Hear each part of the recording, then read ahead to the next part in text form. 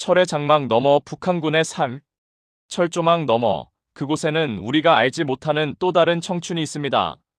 18세가 되면 시작되는 10년의 군 복무, 배고픔과 추위, 감시와 통제 속에서 견디는 젊은이들의 이야기.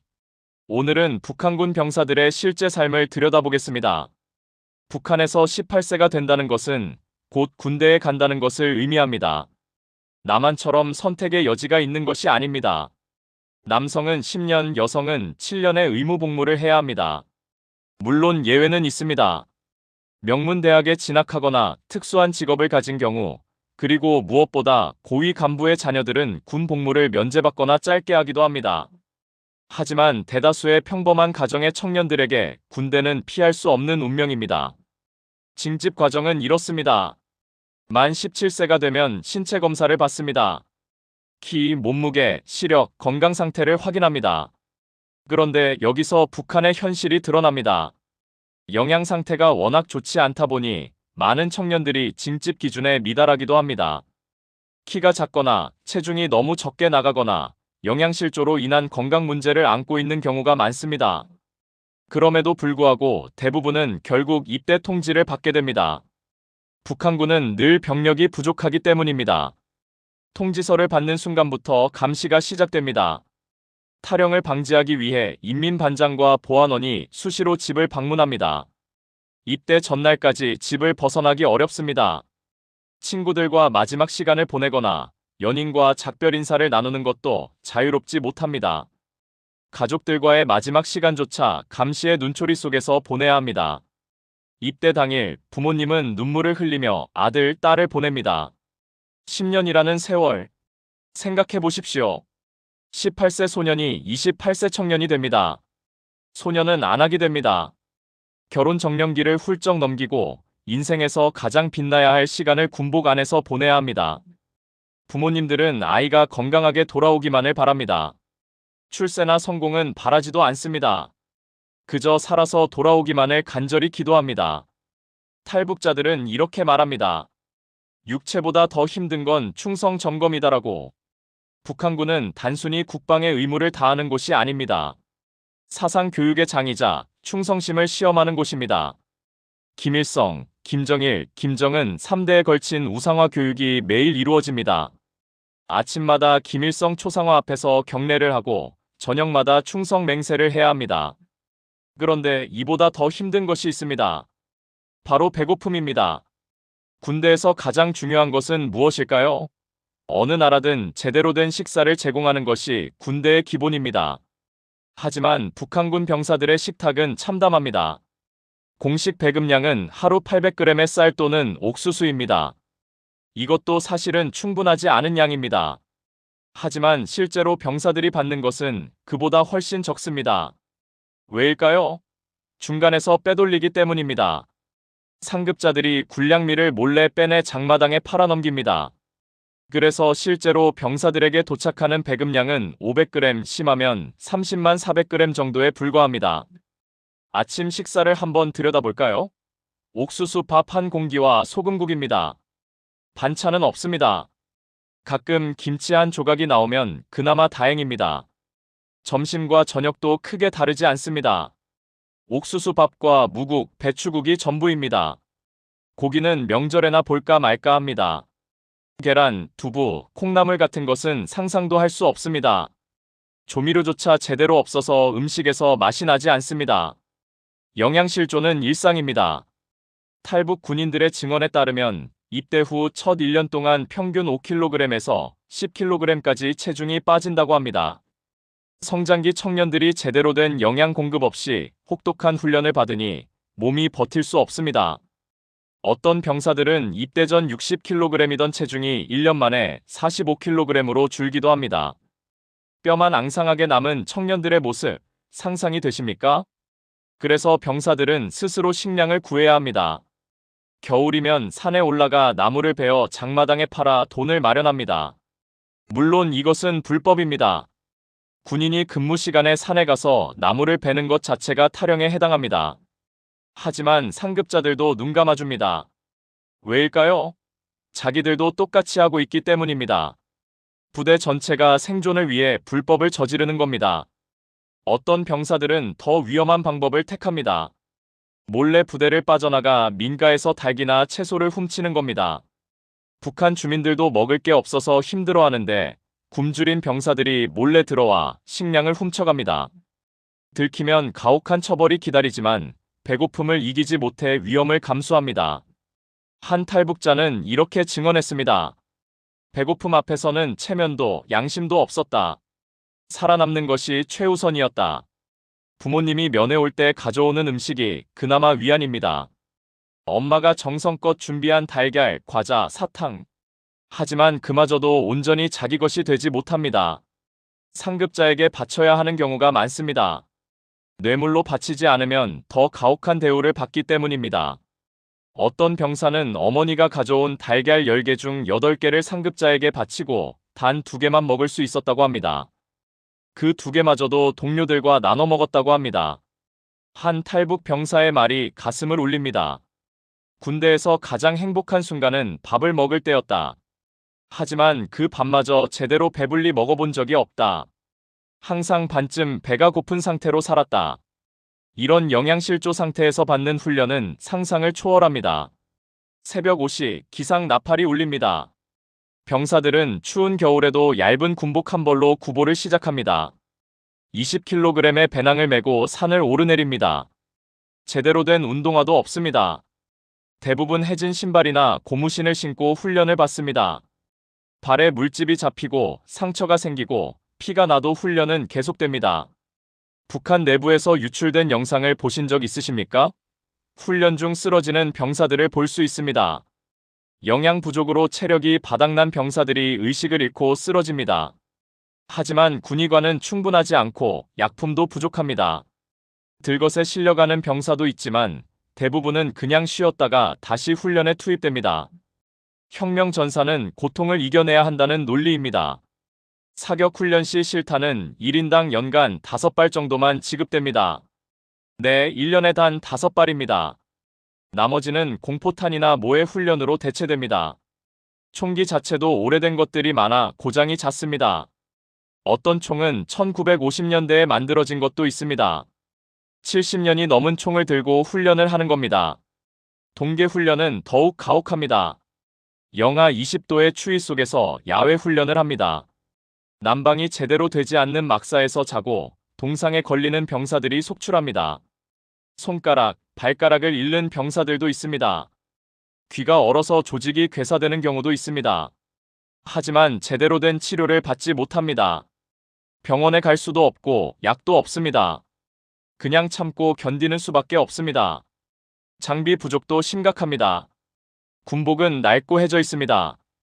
기운 자국이 여러 군데 있고 어떤 군복은 구멍이 뚫려 있기도 합니다. 겨울 외투가 부족해 여러 명이 돌려 입기도 합니다. 오늘은 내가 입고 내일은 내가 입는 시기입니다. 헬멧, 방탄복 같은 기본 장비조차 제대로 보급되지 않습니다. 현대전에서 필수인 야간 투시경, 통신 장비 같은 것은 아예 없다고 봐야 합니다. 한 탈북자는 이렇게 증언합니다. 훈련 자체가 힘들어서가 아니라 굶주린 상태로 훈련을 받아야 하는 게 지옥이었다. 쓰러져도 누가 도와주지 않았다. 그냥 혼자 일어나서 다시 뛰어야 했다. 그런데 육체적 고통보다 더 힘든 것이 있습니다. 바로 정신적 통제와 감시입니다. 북한군은 단순한 군사 조직이 아닙니다. 철저한 감시 체계 속에서 움직이는 통제기관입니다. 군 내부에는 보위부라는 조직이 있습니다. 이들은 군복을 입은 비밀경찰입니다. 일반 병사들을 감시합니다. 누가 불만을 품고 있는지, 누가 체제에 비판적인지, 누가 탈영을 꿈꾸는지 24시간 감시합니다. 보위부 요원들은 평범한 병사처럼 위장하기도 합니다. 친한 척 다가와서 대화를 나누다가 상대방의 속마음을 캐냅니다. 그리고 보고서를 작성합니다. 매일 저녁에는 생활총괄하는 시간이 있습니다. 이는 자아 비판의 시간입니다.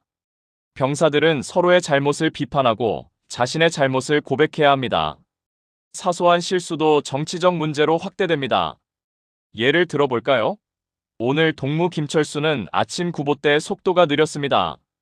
이것은 혁명 의지가 부족한 것입니다. 나는 오늘 훈련 중 졸았습니다. 이것은 수령님에 대한 불충입니다. 이런 식입니다. 더 심각한 것은 상호 감시 체계입니다.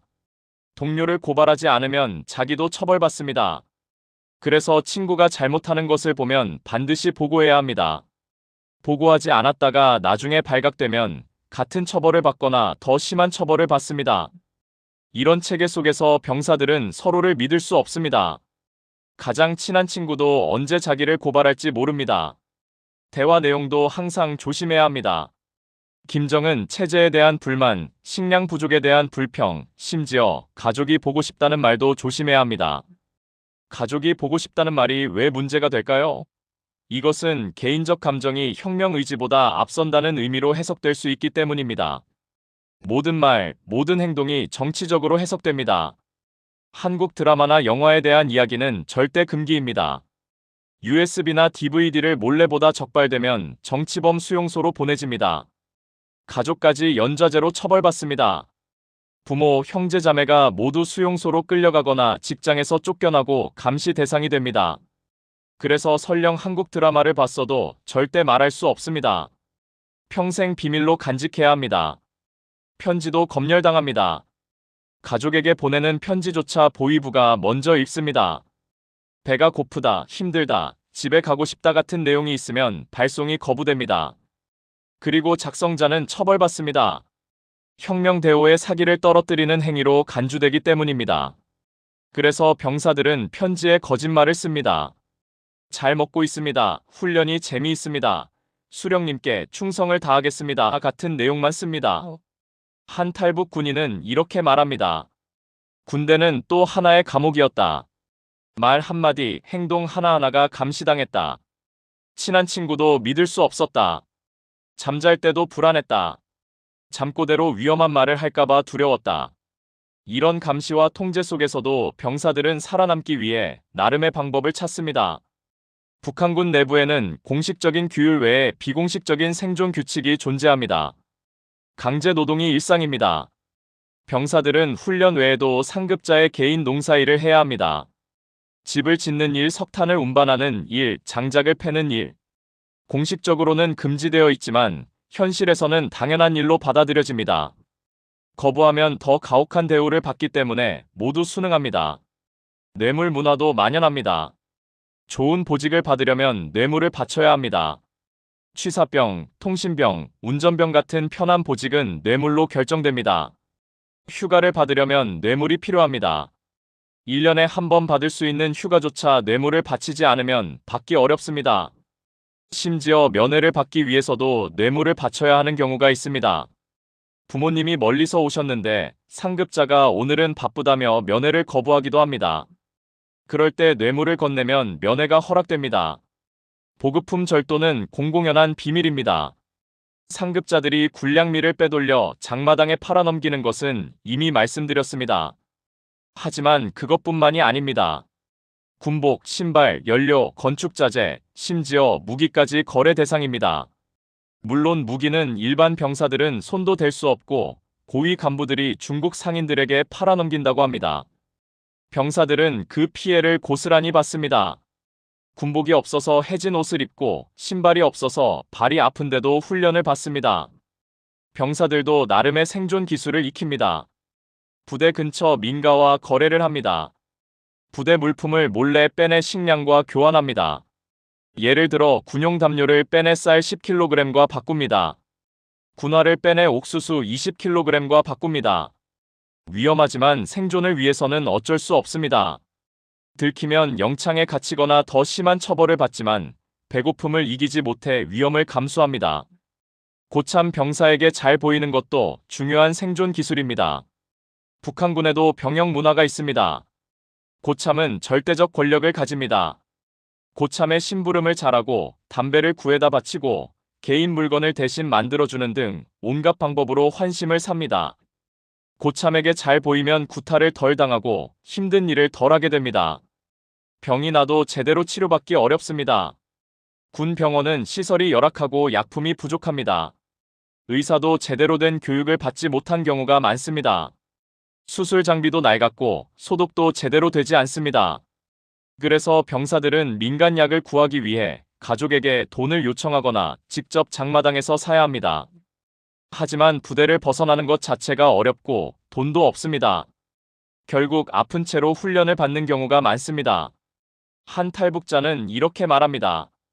군대에서 배운 건 싸우는 방법이 아니라 살아남는 방법이었다. 정직하게 살면 굶어 죽었다. 약간의 거짓말과 눈속임이 필요했다. 여기까지는 주로 남성 병사들의 이야기였습니다.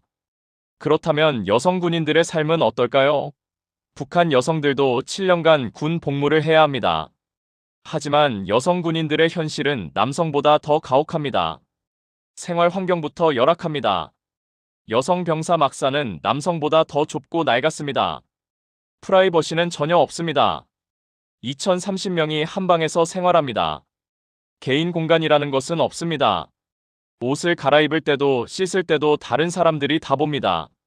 처음에는 부끄러워하지만 시간이 지나면 무감각해집니다. 위생 문제가 특히 심각합니다. 샤워 시설이 제대로 갖춰지지 않았습니다. 겨울에는 찬물로 씻어야 합니다.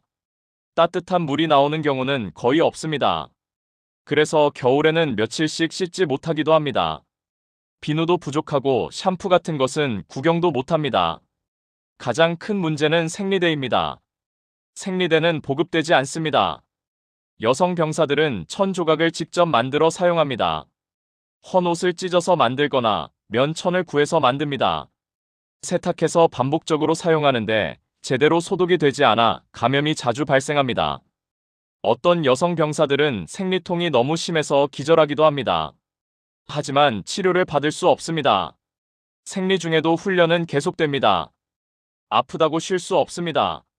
혁명 전사에게 아픔은 없다는 논리가 여기서도 적용됩니다. 생리통으로 고생하는 여성 병사들을 배려하는 시스템은 전혀 없습니다. 오히려 나약하다, 혁명 의지가 부족하다는 비판을 받습니다. 더 심각한 문제는 성적 권력 관계입니다. 이 부분은 매우 조심스럽지만 반드시 말씀드려야 할 내용입니다. 상급자나 간부들의 성희롱, 성폭력이 빈번하게 발생합니다. 탈북 여성 군인들의 증언에 따르면 대부분의 여성 병사들이 한 번 이상 성희롱을 경험한다고 합니다. 하지만 피해자는 신고할 곳이 없습니다. 오히려 신고하면 혁명 대오를 어지럽힌다, 허위 사실을 유포했다며 처벌받는 경우가 많습니다. 결혼이나 임신을 하면 전역할 수 있지만 그것도 쉽지 않습니다. 군 복무 중 결혼은 제한되고 승인받기 어렵습니다. 대부분 25세 이후에나 결혼이 허락됩니다. 일부 여성 병사들은 일부러 임신을 해서 군대를 벗어나려 하기도 합니다. 하지만 이것도 위험합니다. 미혼모가 되면 사회적으로 낙인 찍히기 때문입니다. 여성 병사들의 영양 상태는 남성보다 더 심각합니다. 이 같은 배급량을 받지만 여성의 생리 현상으로 인해 철분 등의 영양소가 더 많이 필요합니다. 하지만 추가 보급은 없습니다. 많은 여성 병사들이 생리불순, 빈혈, 심지어 불임 등의 건강 문제를 겪습니다. 전역 후에도 이런 건강 문제가 평생 따라다닙니다. 탈북한 여성 군인은 이렇게 증언합니다. 여자로서의 존엄은 완전히 짓밟혔다. 인간이 아니라 도구처럼 취급당했다. 7년이 끝나고 전역했을 때 나는 완전히 다른 사람이 되어 있었다. 이런 가혹한 환경을 견디다 못해 일부 병사들은 극단적 선택을 합니다. 바로 탈영입니다. 북한군을 탈영해 남한으로 온 병사들이 있습니다. 그들의 증언은 우리에게 충격을 줍니다. 탈영은 목숨을 건 선택입니다. 국경 부근 부대에 배치된 병사들이 주로 탈영을 시도합니다. 압록강이나 두만강을 건너 중국으로 넘어가는 것이 일반적인 경로입니다. 하지만 이것은 엄청난 위험을 감수해야 하는 일입니다. 국경은 철조망과 지뢰밭으로 막혀 있습니다. 감시 초소가 곳곳에 있고 순찰대가 24시간 돌아다닙니다. 야간 투시경을 가진 감시병들이 망을 보고 있습니다. 조금이라도 수상한 움직임이 보이면 즉시 사격합니다. 경고 사격 같은 것은 없습니다. 바로 사살합니다. 지뢰밭도 큰 위험입니다. 어디에 지뢰가 묻혀 있는지 알 수 없습니다. 한 발 잘못 디디면 다리가 날아갑니다. 탈영을 시도하다가 지뢰를 밟아 다리를 잃은 병사들의 이야기가 많습니다. 살아남았어도 평생 장애를 안고 살아야 합니다. 강을 건너는 것도 쉽지 않습니다. 겨울에는 얼음이 얇아서 빠질 위험이 있고 여름에는 물살이 새서 익사할 위험이 있습니다. 게다가 총에 맞아 물에 빠지면 구조받을 가능성이 전혀 없습니다. 그냥 떠내려가서 죽습니다. 적발되면 어떻게 될까요? 직결 처형되거나 정치범 수용소로 보내집니다. 직결 처형은 현장에서 바로 총살하는 것입니다. 재판도 없고 변명할 기회도 없습니다. 그냥 쏴서 죽입니다. 시체는 가족에게 돌려주지도 않습니다. 어디에 묻히는지도 모릅니다. 정치범 수용소에 끌려가면 더 끔찍합니다. 그곳에서는 인간 이하의 대우를 받습니다. 하루 16시간 노동, 극심한 영양실조, 가혹한 구타와 고문. 많은 사람들이 12년 안에 죽습니다. 살아남는 사람도 평생 후유증에 시달립니다. 그럼에도 불구하고 탈영을 감행하는 이유는 무엇일까요? 한 탈북 병사는 이렇게 말합니다. 더 이상 견딜 수 없었다. 굶주림, 구타, 감시. 매일 아침 눈을 뜨는 것이 고통이었다. 차라리 도망치다 죽는 게 나을 것 같았다. 최소한 자유를 향해 가다 죽는 거니까. 또 다른 탈북 병사는 이렇게 증언합니다. 친구가 영양실조로 죽는 걸 봤다. 군 병원에서도 치료하지 않았다. 약도 없고 의사도 관심이 없었다. 그냥 막사 한 구석에 누워서 죽어갔다. 마지막에 친구가 한 말이 기억난다. 엄마 보고 싶다고. 그 모습을 보고 나도 살고 싶다는 생각이 들었다. 이곳에서는 살 수 없다고 느꼈다. 보위부에 잡히면 어떻게 될까요? 먼저 가혹한 고문이 기다립니다. 누구와 함께 계획했는지, 어떤 경로로 탈출하려 했는지, 누가 도와줬는지 끝없이 캐묻습니다. 반복되는 구타와 전기 고문으로 자백을 받아냅니다. 손톱을 뽑고 물고문을 하고 며칠 동안 잠을 재우지 않습니다. 대부분의 사람들은 이 고문을 견디지 못하고 자백합니다. 가족들도 연좌제로 처벌받습니다. 부모, 형제, 자매까지 수용소로 보내지거나 감시 대상이 됩니다. 직장에서 쫓겨나고 집에서 쫓겨나기도 합니다. 심지어 먼 친척들까지 조사를 받습니다. 한 사람의 탈영이 가족 전체를 파멸시킵니다. 성공적으로 탈북한 병사들도 평온하지 않습니다. 트라우마에 시달립니다.